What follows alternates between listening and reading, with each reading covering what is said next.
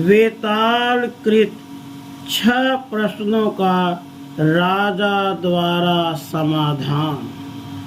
श्री वशिष्ठ जी कहते हैं, हे रामभद्र, जब ऐसा कहकर वेताल चुप हो गया तब वह राजा हंसकर यह कहने लगा। राजा ने कहा, हे वेताल, यह चराचर जगत रूपी फल उत्तरोत्तर 10 गुण पंचभूतों की परत से घिरा हुआ है, अर्थात इस जगत के सब ओर पृथ्वी का घेरा है। उसके बाद पृथ्वी से 10 गुना जल, जल से 10 गुना तेज, तेज से 10 गुना वायु और वायु से 10 गुना आकाश है। ऐसे हजारों फल जहाँ विद्यमान है, ऐसी बहुत ऊंची एक शाखा है। उस प्रकार की बड़ी बड़ी हजारों शाखाएं जहाँ विद्यमान हैं, ऐसे बड़े आकार वाला एक महान वृक्ष है। इसी प्रकार के हजारों वृक्ष जिसमें है, ऐसा एक वन है। उसी प्रकार के हजारों वन जहाँ हैं, ऐसा उन्नत शिखरों से युक्त चारों ओर से परिपूर्ण आकार वाला एक विशाल पर्वत है। जहाँ पर वैसे हजारों पर्वत हैं, ऐसा अत्यंत विस्तीर्ण विशाल कुओं वाला एक देश है। वैसे हजारों देश जहाँ पर विद्यमान है, ऐसा बड़े बड़े हृद और नदियों से युक्त एक बहुत बड़ा द्वीप है। वैसे अनंत द्वीप जिसमें है, ऐसे चित्र विचित्र रचनाओं से युक्त एक पृथ्वी है। उस प्रकार के हजारों पृथ्वी मंडल जिसमें विद्यमान है, ऐसा एक अत्यंत विस्तृत महान भुवन है। उस तरह के असंख्य महान भुवन जिसमें विद्यमान है, ऐसा विस्तृत आकाश के सदृश एक महान प्रचंड ब्रह्मांड है।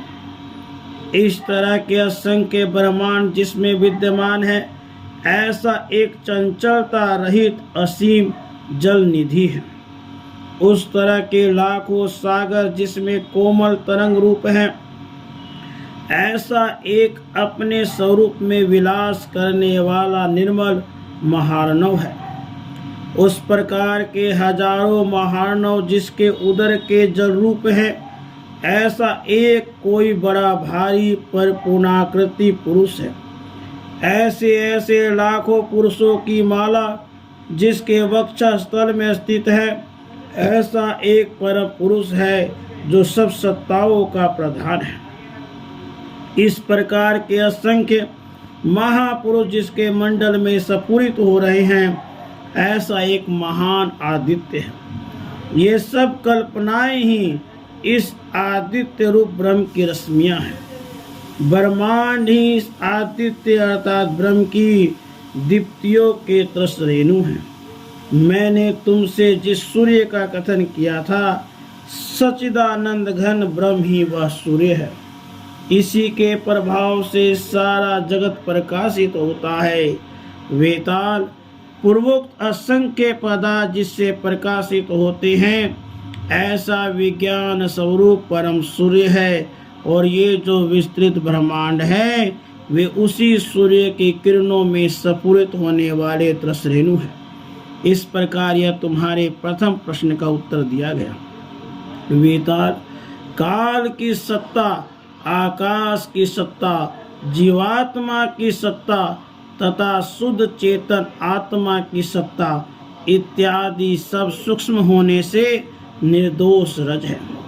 वे परमात्मा रूपी महावायु में कल्पित अनेक विकारों से चंचल होकर स्फुरित होते हैं। जगत नामक महास्वप्न में एक स्वप्न से दूसरे स्वप्न में जाता हुआ जीवात्मा परम शांति को बढ़ाने वाले अपने महान शुद्ध आत्म स्वरूप को नहीं छोड़ता। जैसे केले का खंभा ज्यों ज्यों छिला जाता है, त्यों त्यों उसके भीतर भीतर केवल पत्ता ही मिलता जाता है, वैसे ही परिणामशील यह विश्व ज्यों ज्यों भीतर भीतर देखा जाता है, त्यों त्यों उसमें ब्रह्म ही मिलता जाता है।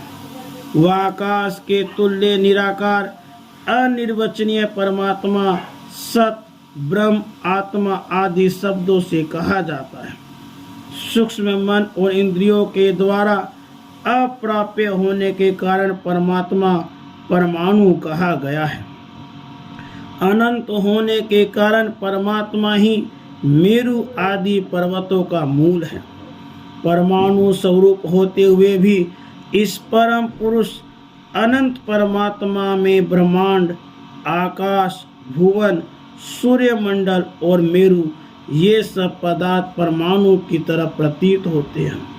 यह परमात्मा चक्षु आदि इंद्रियों से ग्राह्य न होने से परमाणु कहा गया है और सब ओर से परिपूर्ण होने से महापर्वत कहा गया है। वास्तव में यह परम पुरुष परमात्मा अवयव रहित है, किंतु दृश्य के संबंध से अवयव युक्त दिखाई पड़ता है। अज्ञानी वेताल ये सब जगत उस विज्ञान स्वरूप परमात्मा के संकल्प से कल्पित है। अतः तुम उस अनंत शांत स्वभाव अपार परम पद को अनुभव करो और शांत हो जाओ। श्री वशिष्ठ जी कहते हैं, श्री राम राजा के मुख से इस प्रकार प्रश्नों का समाधान सुनकर शुद्धांतःकरण वेताल विचार युक्त बुद्धि से परम शांति को प्राप्त हो गया। निर्दोष आत्मा को तत्व से समझकर और भयंकर सुधा को भूलकर वह शांत मन वेताल परमात्मा के ध्यान में अचल स्थिर हो गया। राधे कृष्ण राधे।